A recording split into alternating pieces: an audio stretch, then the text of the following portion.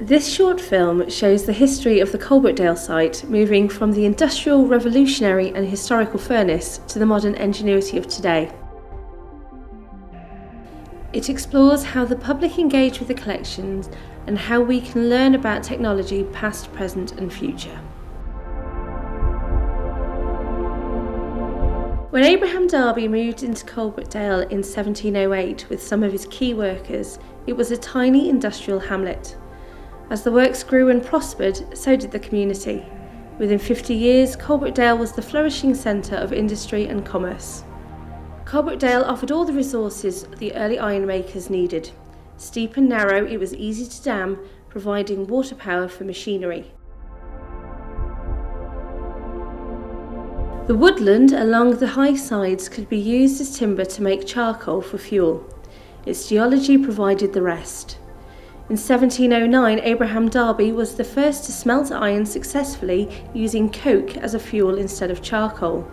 He also perfected the technique of casting iron into fine sand moulds.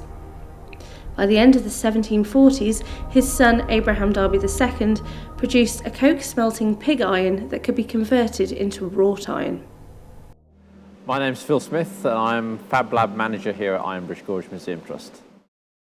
Well, originally the building was given to us by Arga, who are still making cookers next door to us.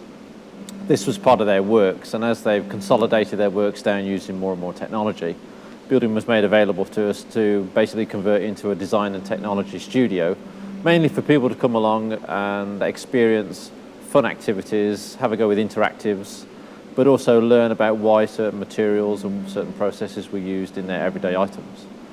Because the building was given to us by Arga originally started out as the Coalbrookdale Company. The Coalbrookdale Company was really what started the whole of the Industrial Revolution off in this area.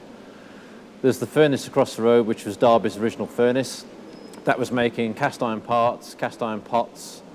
They went into household products, and really from that, technology had to advance from using charcoal as original fuel into coke. Then machinery coming in the 19th century meant that production could be improved. Basically going on through history, every items that we have now, mostly mass produced. So really the centre fits in nicely with the history of the area. The buildings are original. There's a lot of original features still available for people to see.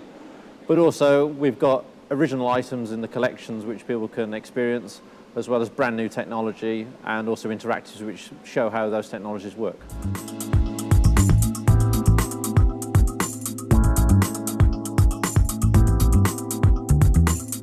The museum is a tool for getting people closer access to original items. We're not a museum that likes to have things in glass cabinets. We have exhibitions which are usually themed to particular times of the year.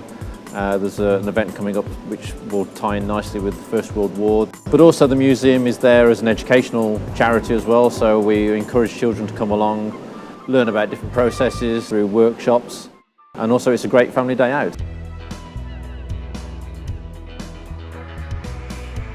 Fab Lab is the latest venture that the museum has moved into. The Fab Lab community is a global community. It's to try and make technology available to the every ordinary man in the street. Most of us have ideas that we'd like to put into practice, and most of us don't have that opportunity. The Fab Lab community is there to try and give more people that opportunity to develop their idea from just an idea into something physical. So the equipment is professional equipment, it's industry grade.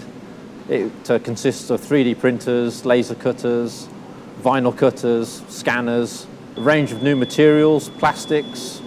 So essentially, really, as long as you have imagination, the lab is there to try and put that imagination into something physical.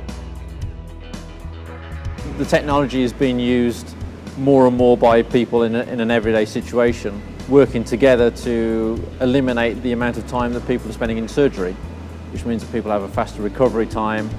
But also with the accessibility of the technology for children, because they embrace it from an early age, they have no fear of technology. And so that will also drive the manufacturers of the technology to make it much more user-friendly and much more accessible.